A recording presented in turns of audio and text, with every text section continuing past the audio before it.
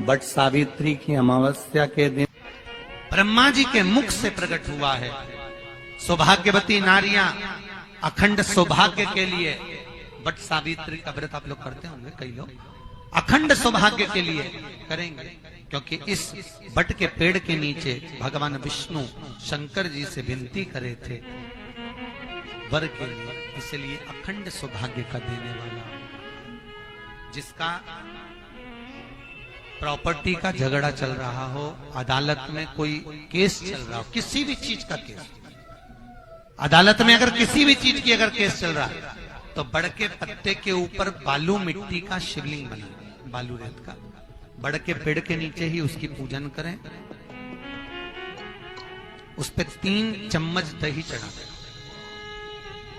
अपनी मनोकामना कर कर दही चढ़ाकर उस दही को चम्मच में वापस लेकर शंकर जी की पूजन कर कर उसको विसर्जन करें। वो दही जो लेकर आए, जब अदालत कार्रवाई हो और आप केस के लिए अदालत में जाएं, उसको चंदन में मिलाकर तिलक कर कर जाइए, आपका काम विजय प्राप्त होगी, काम फतेह हो जाएगा। बटकेश्वर महादेव का स्मरण करने से कार्य की सिद्धि होगी।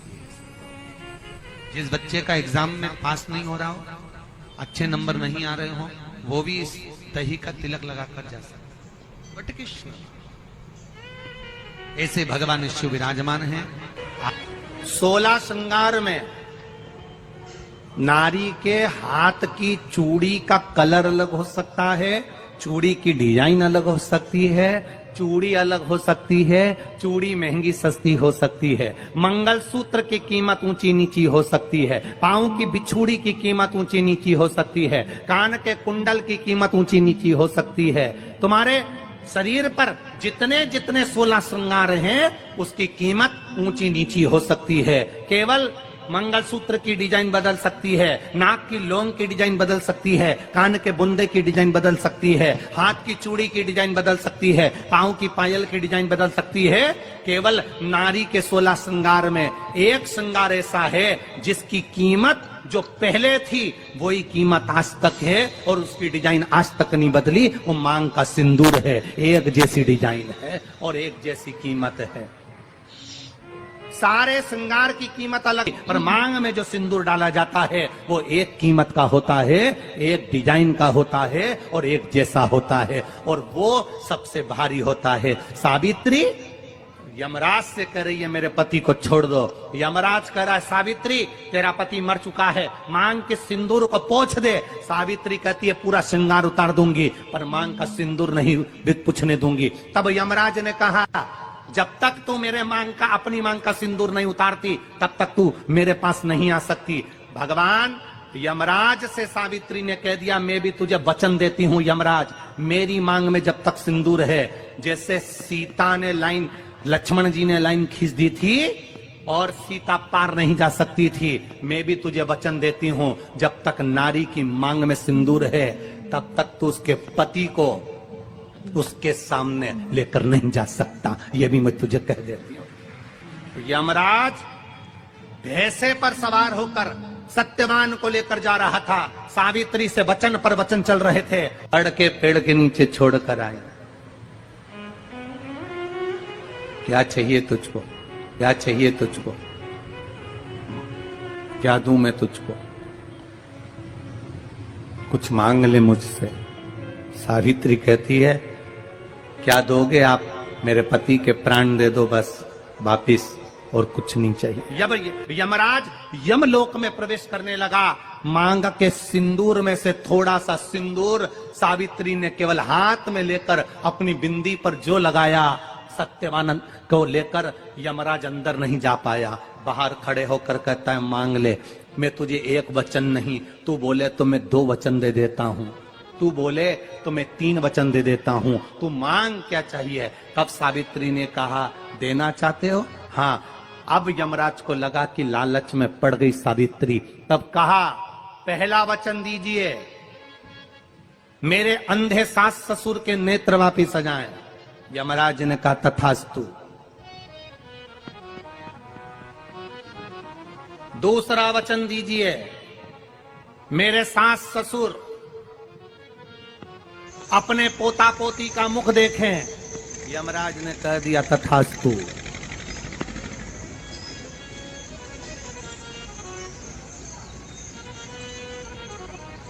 जाओ। यमराज जाने लगे, फिर आग जलने लगी। कहने लगे अब मैं अंदर क्यों नहीं जा पा रहा हूं।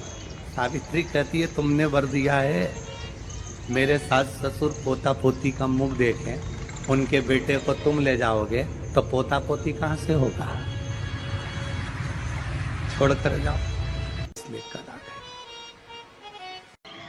कर्जा मुक्ति के लिए सारे वृक्षों में अगर कोई श्रेष्ठ वृक्ष माना गया है तो वो बट का वृक्ष माना गया महाराज। इसलिए प्रशासनिक कार्य के लिए, मानसिक टेंशन में, परेशानियों में बटकेश्वर महादेव का स्मरण किया जाए। और यदि निवेदन करूंगा बहुत ज्यादा, यदि आपको कर्जा हो गया है, बहुत ज्यादा कर्जा हो गया और वो कर्जा चूक ही नहीं रहा, तो थोड़े दिन बड़ के पेड़ के नीचे आप बटकेश्वर महादेव के लिए 1 लोटा पानी, उसमें थोड़ा सा पिसा हुआ चावल पीस के गला लेना चावल को और पीस लेना, पीस के उस पानी में मिला लेना और मिलाकर उसमें थोड़ी सी हल्दी पिसी हुई डालकर बटकेश्वर महादेव के नाम से बड़ के पेड़ के नीचे अपनी कामना कर कर जो कर्जा हुआ है उस कर्जे का भान देते हुए, स्मरण देते हुए छोड़ दे। महाराज 2 या 3 सोमवार एक ही जगह पर करना। 3 सोमवार बाद वहीं से बड़ के पेड़ की थोड़ी सी जड़ उठा लाना और उस जड़ को कोई धागे में बांधकर या तो अपनी गले में डाल लो या अपनी जेब में पटक लो। उसको थोड़े दिन पटक कर रखना, लगभग 2 से 3 महीना पटक कर रखो। वो जड़ जैसे बड़ का पेड़ विस्तार होता है, पानी गिरे ना गिरे, जल वृष्टि हो ना हो, गर्मी पड़े ना पड़े, उसको कोई फर्क नहीं पड़ता। बड़ का वृक्ष आप रूप फैलता जाता, उसकी जड़ें अपने आप प्रबल होती है। उसी तरह ये बटकेश्वर महादेव कहीं से भी अगर जड़ आपके पास में रखी है 1 महीना, 2 महीना, 3 महीना तक, तो ये जड़ अपने आप लक्ष्मी को पकड़कर खींच कर लाती है और कर्जे से मुक्त कर देती है। बटकेश्वर महादेव महीने में 1 बार पानी के लोटे में, जल के पात्र में थोड़ा सा दूध डालकर, 5 काली मिर्ची डालकर शंकर को समर्पित करते रहो तो जिंदगी में कभी घर के अंदर कोई बड़ी बीमारी प्रवेश नहीं कर सकती, कभी जिंदगी में नहीं आ सकती। घर में लड़ाई चल रही है, क्रोध हो रहा है, विवाद हो रहा है, आपस में परिवार टूट रहा है, विवाद हो रहा है, पति पत्नी में झगड़ा हो रहा है, अदालत तक बात पहुंच गई, तलाक तक बात पहुंच गई, तो भी अगर एक श्रीफल को लेकर घर में घुमाकर उस पे लच्छा लपेटकर तुमरुका जी का नाम लेकर जिस पति पत्नी में झगड़ा और उसके नाम का मोली लच्छा, लच्छा जानते हो मोली जो हाथ में बांधते हैं, नाड़ा, उसको लपेट कर अगर शंकर जी के मंदिर में ले जाकर उसको समर्पित कर दिया जाए तुमरुका जी के नाम से, तो पति और पत्नी में बैर होना समाप्त हो जाता है, दोनों में प्रेम बढ़ जाता है। तलाक की भी बात चल रही हो तो दोनों में प्रेम हो जाता है, तलाक समाप्त। बट सावित्री की अमावस्या के दिन किसी एक माता ने सीहोर आश्रम पर एक मैसेज भेजा और उस मैसेज में लिखकर भेजा कि गुरुजी से पूछना, हम भी तो पति कितना मानते हैं, पति का सम्मान करते हैं, पति को आदर देते हैं, तो हम भी सावित्री की गिनती में।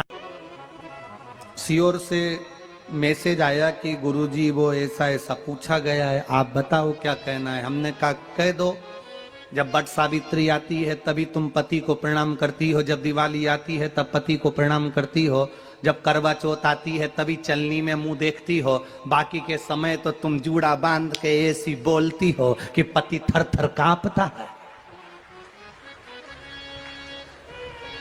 16 श्रृंगार में नारी के हाथ की चूड़ी का कलर अलग हो सकता है, चूड़ी की डिजाइन अलग हो सकती है, चूड़ी अलग हो सकती है, चूड़ी महंगी सस्ती हो सकती है, मंगलसूत्र की कीमत ऊंची नीची हो सकती है, पांव की बिछुड़ी की कीमत ऊंची नीची हो सकती है, कान के कुंडल की कीमत ऊंची नीची हो सकती है। तुम्हारे शरीर पर जितने जितने 16 श्रृंगार हैं उसकी कीमत ऊंची नीची हो सकती है। केवल मंगलसूत्र की डिजाइन बदल सकती है, नाक की लौंग की डिजाइन बदल सकती है, कान के बुंदे की डिजाइन बदल सकती है, हाथ की चूड़ी की डिजाइन बदल सकती है, पांव की पायल की डिजाइन बदल सकती है। केवल नारी के 16 श्रृंगार में एक श्रृंगार ऐसा है जिसकी कीमत जो पहले थी वही कीमत आज तक है और उसकी डिजाइन आज तक नहीं बदली। वो मांग का सिंदूर है, एक जैसी डिजाइन है और एक जैसी कीमत है। सारे श्रृंगार की कीमत अलग, पर मांग में जो सिंदूर डाला जाता है वो एक कीमत का होता है, एक डिजाइन का होता है और एक जैसा होता है और वो सबसे भारी होता है। सावित्री यमराज से कह रही है मेरे पति को छोड़ दो। यमराज कह रहा है सावित्री तेरा पति मर चुका है, मांग के सिंदूर को पोंछ दे। सावित्री कहती है पूरा श्रृंगार उतार दूंगी पर मांग का सिंदूर नहीं पूछने दूंगी। तब यमराज ने कहा जब तक तू मेरे मांग का अपनी मांग का सिंदूर नहीं उतारती तब तक तू मेरे पास नहीं आ सकती। भगवान यमराज से सावित्री ने कह दिया मैं भी तुझे वचन देती हूं यमराज, मेरी मांग में जब तक सिंदूर है, जैसे सीता ने लाइन लक्ष्मण जी ने लाइन खींच दी थी और सीता पार नहीं जा सकती थी, मैं भी तुझे वचन देती हूं जब तक नारी की मांग में सिंदूर है तब तक तू उसके पति को उसके सामने लेकर नहीं जा सकता। यह भी मैं तुझे कह देती हूं। यमराज भैंसे पर सवार होकर सत्यवान को लेकर जा रहा था, सावित्री से वचन पर वचन चल रहे थे। पेड़ के पेड़ के नीचे छोड़कर आए। क्या चाहिए तुझको, क्या चाहिए तुझको, क्या दूं मैं तुझको, कुछ मांग ले मुझसे।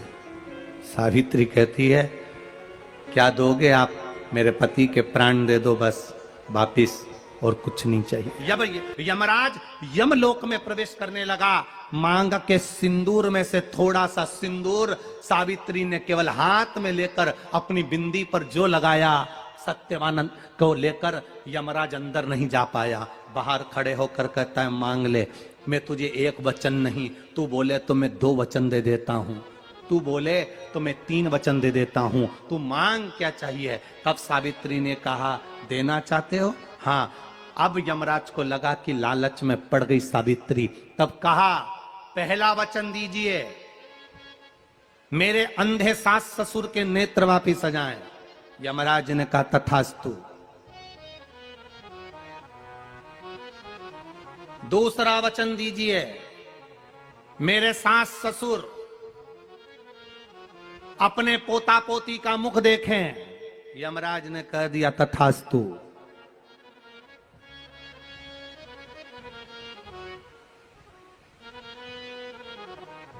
जाओ।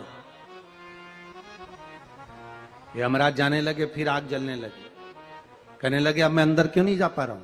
सावित्री कहती है तुमने वर दिया है, मेरे सास ससुर पोता पोती का मुख देखें, उनके बेटे को तुम ले जाओगे तो पोता पोती कहां से होगा,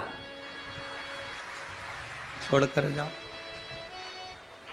सावित्री है, पति को वापिस लेकर आ गए। कर्जा मुक्ति के लिए सारे वृक्षों में अगर कोई श्रेष्ठ वृक्ष माना गया है तो वो बट का वृक्ष माना गया महाराज। इसलिए प्रशासनिक कार्य के लिए, मानसिक टेंशन में, परेशानियों में बटकेश्वर महादेव का स्मरण किया जाए। और यदि निवेदन करूंगा बहुत ज्यादा, यदि आपको कर्जा हो गया है, बहुत ज्यादा कर्जा हो गया और वो कर्जा चूक ही नहीं रहा, तो थोड़े दिन बड़ के पेड़ के नीचे आप बटकेश्वर महादेव के लिए 1 लोटा पानी, उसमें थोड़ा सा पिसा हुआ चावल पीस के गला लेना चावल को और पीस लेना, पीस के उस पानी में मिला लेना और मिलाकर उसमें थोड़ी सी हल्दी पिसी हुई डालकर बटकेश्वर महादेव के नाम से बड़ के पेड़ के नीचे अपनी कामना कर कर जो कर्जा हुआ है उस कर्जे का भान देते हुए, स्मरण देते हुए छोड़ दीजिए। महाराज 2 या 3 सोमवार एक ही जगह पर करना, 3 सोमवार बाद वहीं से बड़ के पेड़ की थोड़ी सी जड़ उठा लाना और उस जड़ को कोई धागे में बांधकर या तो अपने गले में डाल लो या अपनी जेब में पटक लो, उसको थोड़े दिन पटक कर रखना, लगभग 2 से 3 महीना पटक कर रखो। वो जड़ जैसे बढ़ता पेड़ विस्तार होता है, पानी गिरे ना गिरे, जल वृष्टि हो ना हो, गर्मी पड़े ना पड़े, उसको कोई फर्क नहीं पड़ता। बढ़ता वृक्ष आप रूप फैलता जाता, उसकी जड़ें अपने आप प्रबल होती है। उसी तरह ये बटकेश्वर महादेव कहीं से भी अगर जड़ आपके पास में रखी है 1 महीना 2 महीना 3 महीना तक, तो ये जड़ अपने आप लक्ष्मी को पकड़कर खींच कर लाती है और कर्जे से मुक्त कर देती है। बटकेश्वर महादेव ब्रह्मा जी के मुख से प्रकट हुआ है।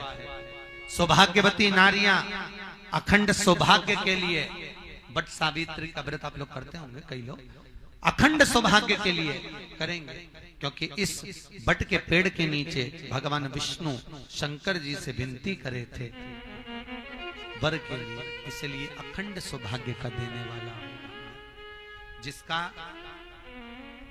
प्रॉपर्टी का झगड़ा चल रहा हो, अदालत में कोई केस चल रहा हो, किसी भी चीज का केस, अदालत में अगर किसी भी चीज की अगर केस चल रहा है, तो बड़ के पत्ते के ऊपर बालू मिट्टी का शिवलिंग बना, बालू रेत का, बड़ के पेड़ के नीचे ही उसकी पूजन करें, उस पे 3 चम्मच दही चढ़ा दें, अपनी मनोकामना कर कर दही चढ़ाकर उस दही को चम्मच में वापस लेकर शंकर जी की पूजन कर कर उसको विसर्जन करें। वो दही जो लेकर आए, जब अदालत कार्रवाई हो और आप केस के लिए अदालत में जाएं, उसको चंदन में मिलाकर तिलक कर कर जाइए, आपका काम विजय प्राप्त होगी, काम फतेह हो जाएगा। बटकेश्वर महादेव का स्मरण करने से कार्य की सिद्धि होती है। जिस बच्चे का एग्जाम में पास नहीं हो रहा हो, अच्छे नंबर नहीं आ रहे हो, वो भी इस दही का तिलक लगाकर जा सकता। बटकेश्वर